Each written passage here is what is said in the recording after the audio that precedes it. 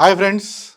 ఏ ఉద్యోగం లేని ఒక నిరుద్యోగికి మనం ఫ్రీలాన్సర్గా ఈ రియల్ ఎస్టేట్ ఇండస్ట్రీకి పరిచయం చేసి ఓనమాలు దగ్గర నుండి అన్నీ నేర్పించి మనం మంచి గురువుల, తండ్రిలా, లీడర్ల బాధ్యత తీసుకొని తనను ఒక ప్రొఫెషనల్గా మార్కెటింగ్ అసోసియేట్గా తీర్చిదిద్దే క్రమంలో మనకు వారి సేల్స్ పైన 1% కమిషన్ వస్తేనే భరించలేని విధంగా ఉంది మన వారి శైలి.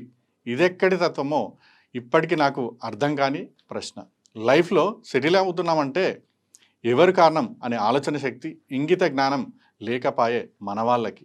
ఇది ఒక్క రియల్ ఎస్టేట్ ఇండస్ట్రీలోనే కాదు, ప్రతి సెక్టార్లో ఉంటుంది. ఇంట్రడ్యూస్ చేసిన వాళ్ళకు ఎంతో కొంత ఆదాయం లేకుండా ఫ్రీగా ఎవరు టైంని వేరే వాళ్ళకు ఇన్వెస్ట్ చేయరు కదా. అలాగే జాబ్స్ చేసేటప్పుడు ప్రొప్రైటర్ని నేను ఈ ప్రోడక్ట్ సేల్ చేయడం వల్లనే నీకు ఇంత ఆదాయం వస్తుందని క్వశ్చన్ చేసే దమ్ముందా, ధైర్యం ఉందా?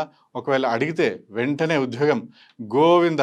కాబట్టి అక్కడ నోరు మెదపకుండా వారిచ్చే కొద్దిపాటి జీతానికి సంవత్సరాల తరబడి పని చేస్తూ ఉంటాం. మారండి ఫ్రెండ్స్, మీ ఆలోచన విధానం, మీ నడక, మీ నడవడిక. నేను సేల్స్ చేయడం వల్ల నాకేం వస్తుందని ఆలోచించండి. అప్పుడే మనం ఉన్నత శిఖరాలను అధిరోహిస్తాం.